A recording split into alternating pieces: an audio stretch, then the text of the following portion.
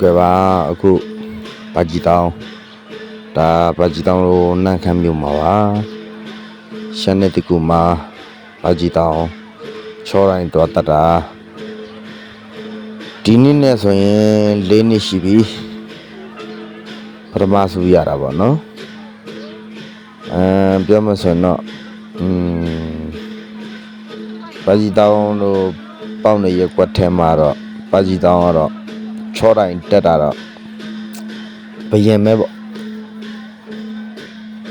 ကျန်တဲ့မြို့တွေကျန်တဲ့ရွာတွေမှာတော့မသိဘူးပေါ့ဘာကြီးတောင်းကအခုနဲ့ဆိုရင်အလန်တိုင်းတက်ဖြုတ်တာပေါ့၄နှစ်ရှိသွားရင်တေချာလဲကြည့်ပေါ့နော်ဟိုမှာအောက်ကလူတွေတော့ကြာပါပြီဘာကြီးတောင်းရဲ့တကယ်ချင်းနေပေါ့နော်သူတို့ကအောက်ကနေတိတ်မခံနိုင်ကြဘူးအကြောင်းဘာကြီးတောင်းလည်းအမြန်ဆန်ပဲပစိုးယူပြီးအမြန်ဆန်ပဲမြန်ချီလိုက်တယ်ဘာလို့ဆိုတော့ကိုကောင်းနေမခံနိုင်မှန်းကိုကကြိုတိတယ်လေအဲ့ဒါနဲ့ကဲတော်ဆင်းတော့လို့ဘာကြီးတောင်းအဲ့လိုပြောပြီးပစိုးမြန်တောင်းပြီးတော့နောက်တစ်ကွင်းထပ်ချီလိုက်ပါတယ်ချီပြီးဘာကြီးတောင်းအနေထားကိုရှိုးကြည့်လိုက်တယ်ကိုယ့်ရဲ့အားနဲ့ပေါ့နော်အပေါ်ထိရောက်နိုင်လားဆိုတဲ့အနေထားနဲ့အဲ့ဒါနဲ့တကယ်ချင်းတွေကလည်းစိတ်ပူပြီးတော့သူတို့ကလည်းထပ်ပြီးတော့တက်လာမလို့ဘာကြီးတောင်းကသူတို့ပြောဖို့မိနေတာထပ်မတက်လာဖို့ပေါ့နော်ဘာကြီးတောင်းတယောက်တည်းရတယ်ပြောဖို့မိသွားတာသူတို့ဒါမဲ့ခုနတစ်ခေါက်တော့ပြောပြီးပြီအဲ့ဒါသူတို့ကစိတ်ပူပြီးတော့ပြန်တက်လာနေမှာပေါ့အဲ့နဲ့ဘာကြီးတောင်းကသူတို့နောက်တစ်ခေါက်ပြန်မောင်းထုတ်လိုက်တယ်ဆင်းဆိုပြီးတော့အဲ့ဒီအခုတက်လာတဲ့ဘာကြီးတောင်းရဲ့တကယ်ချင်းပေါ့နော်တကယ်ချင်းကလေးပေါ့အဲ့နဲ့ဘာကြီးတောင်းကသူ့ကိုပြန်ပြီးអော်လွတ်လိုက်တယ်တွားလို့မင်းတို့ကောင်တွေမလို့ဘူးလို့ဆင်းဆိုဘာလို့ကျွန်တော်ရဲ့ကောင်လေးလေတအားပင်ပန်းနေတဲ့အတွက်ကြောင့်မို့ကျွန်တော်အနေနဲ့ကျွန်တော်တယောက်တည်းပဲပင်ပန်းပုတ်ခံလိုက်ရတဲ့ဘောပါအဲ့ဒါနဲ့ကျွန်တော်ဆက်ပြီးတော့တိုက်ပွဲကိုဆက်ပြီးတော့တယောက်တည်းထပ်ပြီးတော့တိုက်ပါတယ်အဲ့နဲ့အောက်ကကျွန်တော်ရဲ့တငယ်ချင်းတွေကိုကျွန်တော်အဲ့မှာပစိုးတရားချီပြီးတော့မှကျွန်တော်တို့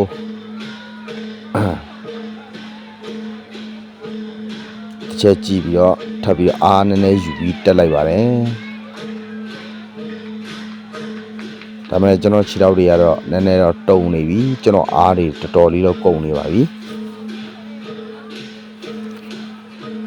ကဲပစိုးကိုကျွန်တော်ထပ်ယူပါတယ်ညာအောက်ကအားပေးတဲ့နဲ့အတူကျွန်တော်မှလည်းရင်တွေလည်းတော်တော်လေးခုန်နေပါတယ်ဘာလို့ဆိုကျွန်တော်မတက်တာလဲ3နှစ်4နှစ်ရှိပြီပေါ့နော်ဒီနှစ်မှပြန်တက်တယ်ဆိုတော့ရင်တွေတော်တော်လေးခုန်ပါတယ်ဗျအဲ့နဲ့ကျွန်တော်နောက်တော့တကွင်းထပ်ဆွတ်တယ်ဆိုပြီးကျွန်တော်နောက်တော့အရှိန်ယူပြီးထပ်တက်ပါတယ်အဲ့ဒါနဲ့ကျွန်တော်ခဏလေးမောနာပါတယ်ပြီးတော့ပစိုးလေးကိုအသားလေးငုံပြီးတော့ဆွဲပါတယ်ဆွဲပြီးကျွန်တော်ခဏလေးအမောခဏဖြေလိုက်ပါအဲ့မှာတေးရကြည့်ပါတေးရကြည့်တော့တေးရကြည့်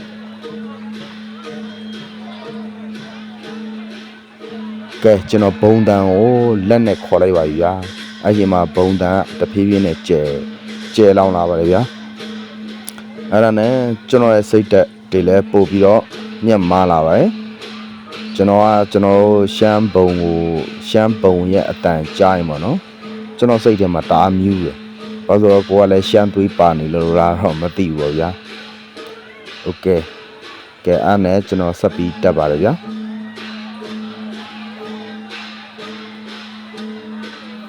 တက်ပါတယ်ရောက်ခံနေပါပြီပါကြီးတောင်ရောက်ခံနေပါပြီကဲနောက်ထပ်နှစ်ချက်လောက်ချီပြီးတော့ရောက်တော့ပါပြီကဲပါကြီးတောင်ရဲ့ အစွမ်းစားလေးကိုငါတူတို့ငါမီးတို့မြင်တွေ့ရတာနော်အားပေးကြတဲ့ညီကိုတယောက်တူချင်းစီတိုင်းကိုလည်းပါကြီးတောင်းကအထူးပင်ကျေးဇူးတင်ရှိပါကြောင်းနော်ကဲလေဆက်ပြီးတော့ရှုစားကြပါအောင်ဗျာထပ်တက်ပါပြီပါကြီးတောင်းအဲ့ဒီမှာကျွန်တော်အလံကိုတော့လက်လေးနဲ့မိနေပါပြီဒါပေမဲ့ကျွန်တော်အဲ့ဒီမှာဆွဲထုတ်လို့မရမှန်းသိပါတယ်ဘာလို့ဆိုတော့သူတို့ထည့်ထားတဲ့အလံရဲ့သူ့တိုင်ကတအားရှည်တော့လမ်းဆွဲလို့မရတော့ကျွန်တော်နောက်ထပ်ပစိုးစလေးကိုထပ်ပြီးတော့အောက်ခြေနေထပ်ပြီးတော့ချီပါတယ်အောက်ခြေမှာထပ်ချီနောက်တစ်ပတ်လောက်ပေါ့နော်နောက်တစ်ပတ်လောက်ချီပြီးဆိုရင်တော့ဒီတစ်ပတ်မှာတော့ကျွန်တော်အတွက်အပေါ်မှာလဲစီရတအားရွှဲနေပြီဗျစိတ်ကလည်းတအားကိုခုန်နေတယ်ကျွန်တော်အဲ့ဒါနဲ့ကျွန်တော်မရမကပါပဲနောက်တစ်ပတ်ပါပဲကဲအားနဲ့စိုက်ပြီးတက်ပါပြီဗျာအားနဲ့ရုပ်နေရနောက်တဲ့အားနဲ့စိုက်ပါပြီဗျကဲနောက်တစ်ချက်လောက်ကဲလှုပ်လိုက်တော့တက်ပါပြီဗျာကဲဘာကြီးတောင်းနေကဲအလံတက်ဖြုတ်ပါပြီဗျကဲဘာကြီးတောင်းဆိုတဲ့နာမည်နဲ့လိုက်အောင်အစွမ်းထက်တော့ကရင်နဲ့ရှမ်းတိုင်းသားလေးပါဗျအားလုံး